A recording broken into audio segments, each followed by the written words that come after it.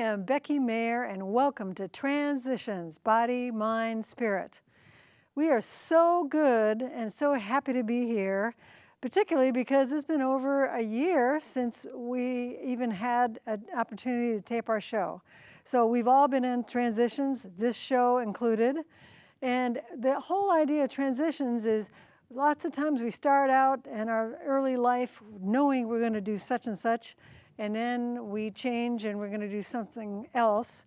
And I like to use the metaphor of triathlons, something I will be doing next week in Chattanooga. And that is, first you swim, and then you get on the bicycle, and then you run, and all these different things are parts of the whole, and it all makes up life. So today we have an amazing guest. Talk about transitions. She is a professional stager. That's how I know her initially. Being a real estate agent, I need somebody to make the place look delicious and wonderful, and she brings in the furniture, makes it gorgeous, and that's what Michelle Cox does. However, today we're really going to talk about her life and about her big transition from the word of stage 4 cancer to healing, and an amazing life. So we're going to kind of start from the beginning and come to the wonderful conclusion of where she is today. So Michelle, welcome, welcome. Thank you. I'm so glad you're here. I am too. Yes. Thank you so much for having me. Yes.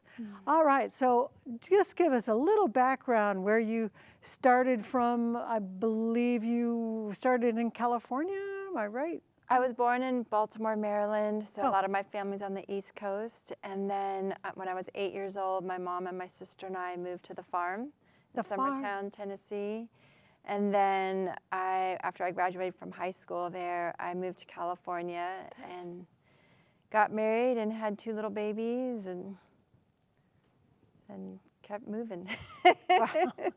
You know, for people that don't know, the farm is this, back in the day, was an amazing communal place where if you were brought up on the farm, you just had a natural creativity. I think that's fascinating. Yeah. What was that like for you?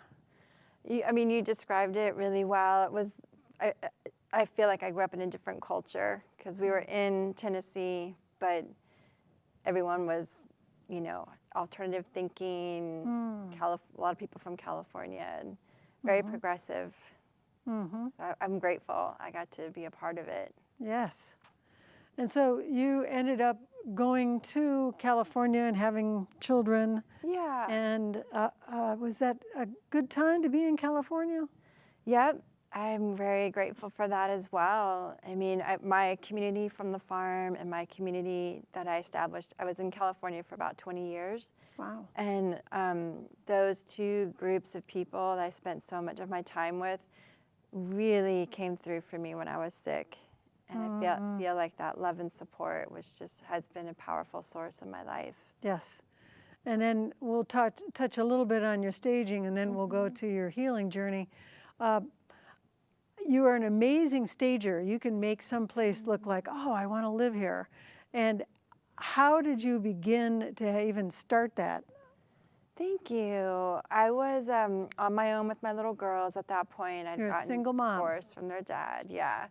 And just trying to figure out how to, you know, spend time with them and provide for them financially, like any parent who doesn't have a partner.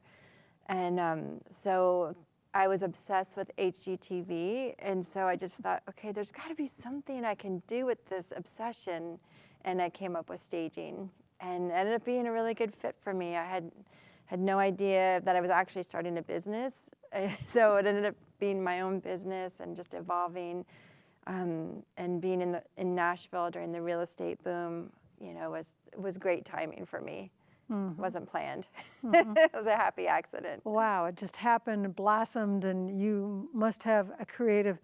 You make places look great, and that. Thank you. I don't know if you trained to do that or it just came naturally. Yeah, I took a workshop, you know, and got certified as a stager, and just learned from people around me, you know, magazines, anything I can get my hands on that has anything to do with design. I'm learning every day. There's just always new stuff happening in the world of design and real estate. And, wow. yeah. So then the next part of this story is that you were just having, we're transitioning, what, 6 years ago, and you're going to have a test, a routine test to find out, you know, how things were going in the colon area and all that.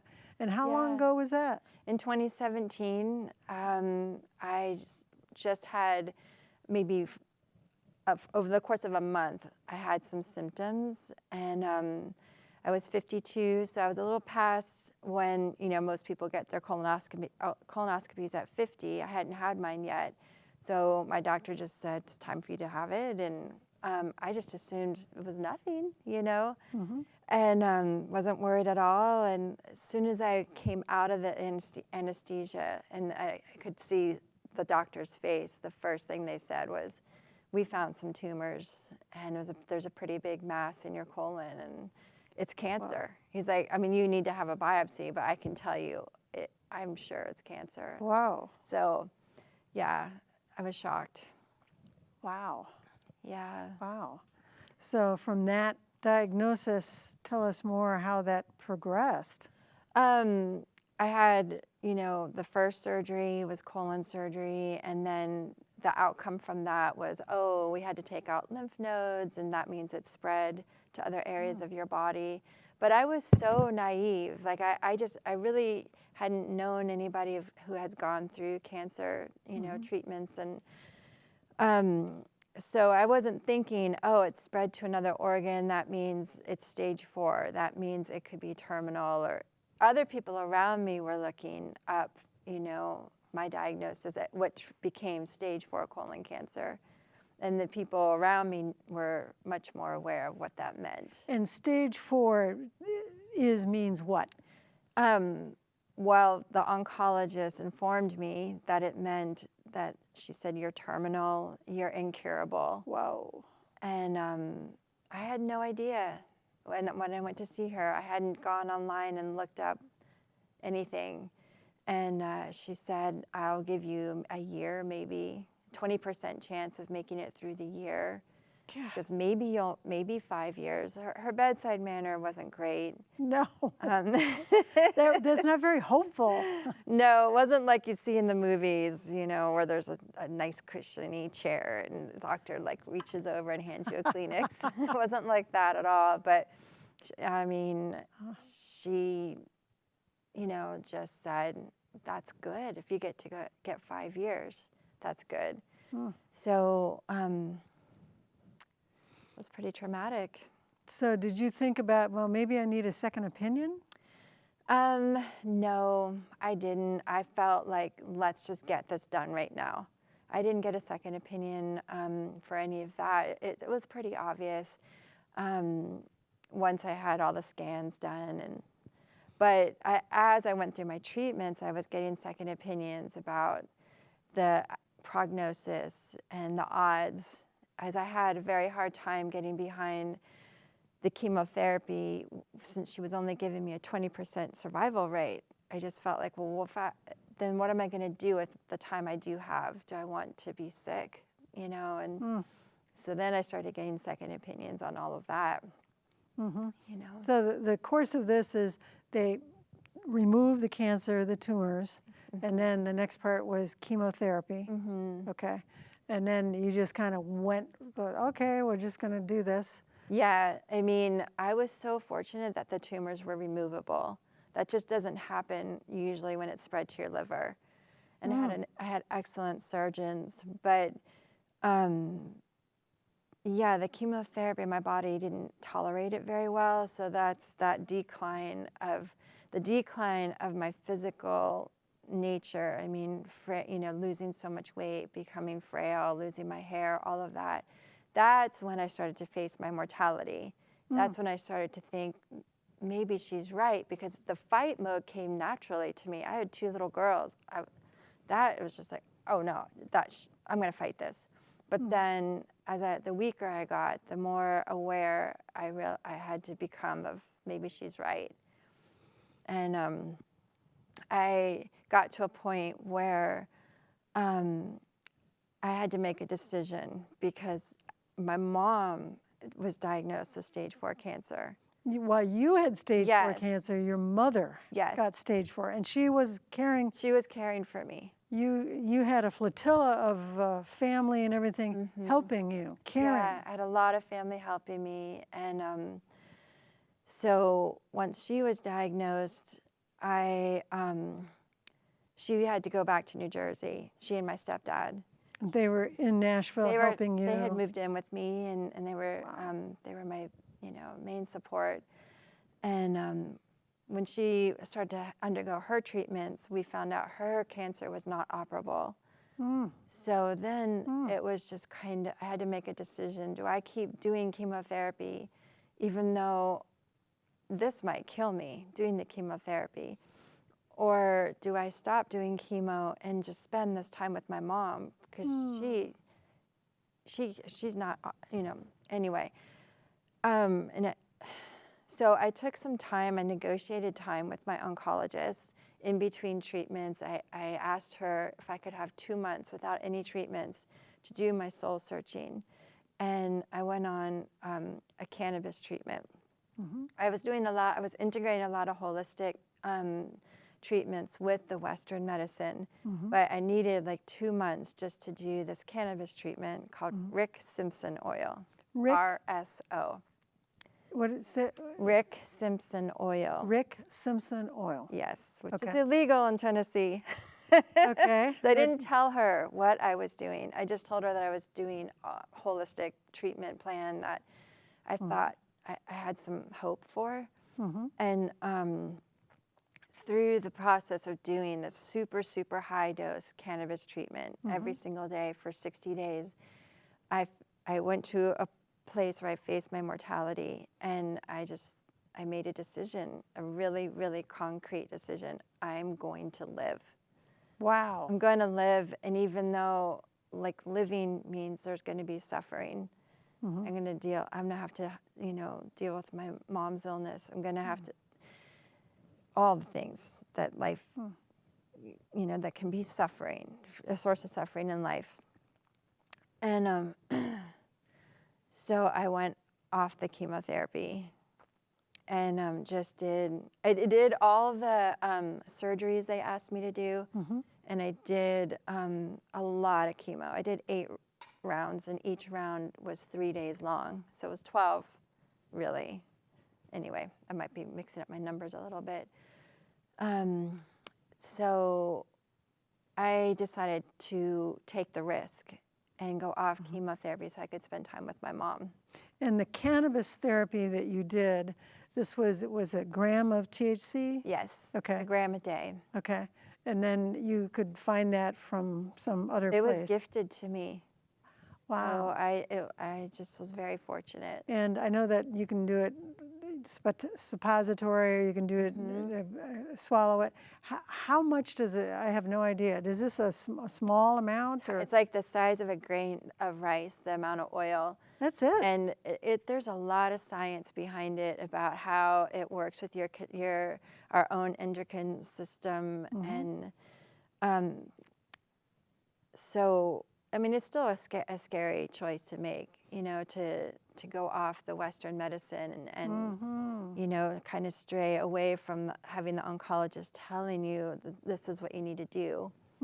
But and when you would take this, would it have effects like THC does? Yeah, it was. That psychotropic effect is what helped me come to the place of facing my mortality and considering that they might be right. I just kind of thought, why do I think I'm so right? Like, I'm going to fight this and I'm going to make it, and they don't know. They can't just give me a year or 5 years. That's not enough. So I kind of had to get to that point and consider it so that I could make a very definite choice. Like, I'm going to survive. I don't know if that makes sense. Yes, total. And so the 2 months that you did this, 60 days, basically, did that make you not really capable of doing a whole lot during the day? No, I didn't. I really couldn't do much. My creativity got super, super on point. Huh. So I could create staging designs, and then my stager would implement them. So my business continued to grow. And, Wow. yeah, So people like you, clients who stood by me and, you know, believed that I would make it so you're through the still other making side. money dealing with this alternative kind of therapy to heal yourself, and life is still going on, and you're making money. That's terrific. I had to, because I had a kid in college. You know, Wow. I just had to make sure that she was taken care of and got to, you know, accomplish what she was setting out to accomplish. And she graduated, right? Yeah, she did. Yay. Yeah. Yeah. Mm-hmm. So you did this alternative therapy, and then you went back to your regular doctor and said, okay, I've done this, and now what? Well, I had one more surgery to do. And so I did the surgery, and Was it was that successful a- for my liver, to Okay. remove the tumors from my liver. So you had initial tumors in the colon, Mm-hmm. then there was more in the liver. Yes. Wow. Yeah. Okay. Did that just pop up and you didn't know about that one, or? I knew about everything all at once. Hmm. You know, it was just all part of the journey. Mm-hmm. But the chemotherapy that I opted out of was the preventative portion of it after the tumors are removed. There's, you know, to prevent reoccurrence, or to help prevent reoccurrence. Okay.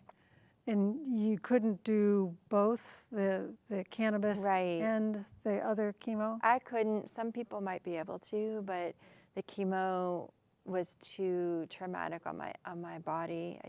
You felt it was I killing you? couldn't keep anything in me, even water, and I really didn't want to be in Nashville and be sick while my mother was in New Jersey sick, you know. Mm. So that was the choice I made at that time. Mm-hmm. So after the 2 months, then you're feeling better then, right? I mean, Yeah. did you see some real? Feeling so much better, which I think is part of the reason why the liver surgery was successful, is because I got stronger and more positive, and you know, kind of made that just definite decision to live. So that helped with anxiety and fear, depression, you know, all those things that can go along with cancer, especially Right. stage 4 diagnosis. And tell us about, I know that I was on Facebook with you when you were going through this journey, and you could, you know, you're in the hospital. We'll show you pictures of, you really look like on death's door. You know, it was the real deal. Yeah. And you use social media in a way to assist you. Tell us about that. Yeah, it was so helpful. And I recommend this to anyone that's going through any difficult time, but just speaking of cancer, my sister set up a special page, you know, that was just people who wanted to be a part of my journey. So I didn't feel like I was oversharing, like on a page where people might just be there for my business or whatever. There was a special page for that included a donation part of it. So it for me at that time, it wasn't so much about the money coming in that people were donating, which was incredibly gracious, and I'm so grateful. But it was really for me, the love and support. Because I could be going into a surgery and look at my phone one last time and see even just a heart emoji that someone posted would be like, okay, yeah, Becky's thinking of me. I feel the prayers, you know, or, I mean, anyone. It was very powerful for me. And I didn't feel the need to share my story as much as I felt the need to receive all the prayers, and then I felt like, okay, I need to share my story so that people, you know, stay connected to me. But that, you know. And tell us about the support system you had. I mean, you have four sisters? I'm the eldest of 5. I have 1 sister and 3 brothers. Oh, okay, Yeah. wow. Yeah. So it was family? Did you feel family was there for you, friends? I did. Yeah. I mean, my sister, you know, she really, she lives in just outside of D.C., but she really became my rock solid, wing girl.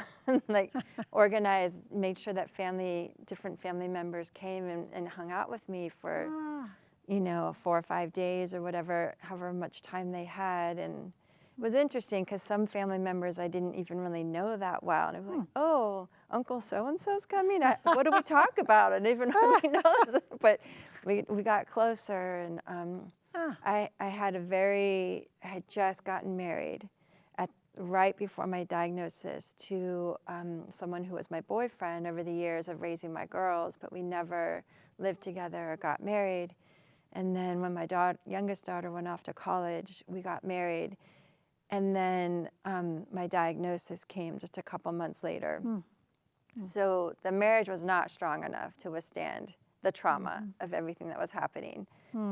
And so that person, we had to phase out the marriage part of it and just focus on survival and caretaking. And so that was also happening at the same time. wow, a divorce. And Yeah. and then you tell us about somebody else that you were a fan, and then you were a friend. I love this. And tell us about this Steve Allen guy. Yeah.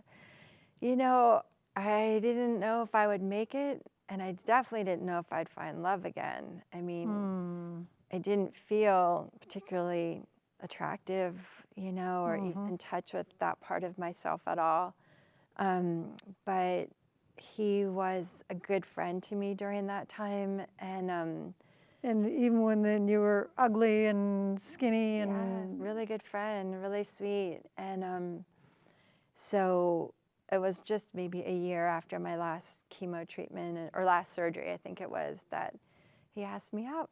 and I understand. We've been together ever since, didn't leave each other's side. Aha. That was 2018, so it was almost exactly a year from my diagnosis. And I've seen him, he's the amazing guitar player with the long players that have been around 16 years. And I can see why you were a fan years ago, like, God, he's so good. And then he's a friend, and then he's there helping you. And then I think you had a condo by the golf course, so you'd see him too. I had to move out of the house where I was sick. Just couldn't be there anymore. And so I moved to a little place that was just all beauty, just looking out at this golf course. And he actually lost his wife to cancer. So I felt really comfortable, just being able to share what my experience was, what I was still going through. I was still healing and recovering. My hair was, not much. Right. And I felt comfortable just being myself because I knew that he'd seen it all, and wow. yeah. And so you ended up, after your first date, after you've been friends and fans for 10 years, 15 years or something, then when did you got married? In a couple months later? We did. We got engaged a couple months later and got married within that same year. And it was really such a blessing because my mom was there. She got to be a part of all of it. Your mom was still alive, and she could know him, and and good choice. Get to know my stepson, and know she had 10 grandchildren, and so wow. it was just like meant to be that way, and so unexpected. Wow. So unexpected. That is so wonderful. But yeah, we got to get married with her there and yes, bring things full circle. yes. So anyone hearing your amazing story, you transitioned through so many things, were on the cusp of death. It was predicted, and you faced it, and you did find love and a wonderful man. So for our audience, what would you tell somebody that may be starting to go through this? What advice would you give them? Definitely, seek support. I highly recommend Gilda's Club. My community at Gilda's Club was just a lifesaver. Can you say what Gilda's Club is? Gilda's Club was started by Gilda Radner. And Saturday Night Live, way back. when she was going through breast cancer, and I think she really started it with the intention of creating support for her husband and her family, and kind of seeing that in the cancer world that was lacking or minimal. And so the Gilda's Club in Nashville does a great job at all of that. And what was comforting to me is I could be with people who had the exact same cancer I had, because when I was going through it, so many people want you to talk to someone they know who has cancer, but if they haven't had the same one, or for me, I felt like-mindedness with anyone who had had aggressive cancer. And you can be with people who are going through the same thing. And I feel like, anyone going through cancer, like I'm very open to Western medicine, holistic medicine. I don't feel an alliance to any one thing, just to keep trusting your instincts, and really take in what people are offering, because people want to help, and so they want you to try things that they think will help you. But it's so important to trust your instincts, and really just receive the things that resonate with you, as and also just understand that you can negotiate with your oncologist, for time sometimes. And if you trust your oncologist, you're going to trust when they say, no, this needs to happen now, but sometimes there is room for, and you can't be expected to have all the answers at once. Sometimes you need a little time to sit with something that they're telling you is needed, and make sure that you can get behind that, because, somehow you have to find some belief in what you're doing, Yes. Yes. even if it's not easy. And I actually had to change oncologists, because I wasn't connecting with my oncologist. And it's so important to connect with this physician. Yes. Right. Yeah. Right. And I found someone who I do feel, a bond with, and I got second opinions as well for things. So that is so wonderful. Wow. Well, Michelle, I think your story is amazing. Thank you. And and didn't you say that you'd be happy to through Gilda's Club, you can talk to other people who may be about to go through this, and that they can actually see somebody who's on the other side. Absolutely. And, an amazing story. I feel like it's part of my life's work now, that I was given so much to be here. And so, people will call me, if they have a family member, a friend who's going through something similar, and, I can share my story, and if it's going to be helpful, then I want to do it. Yes. All right. Well, Michelle Cox, thank you so much for being our guest. That is Transitions, Body, Mind, Spirit. Thanks.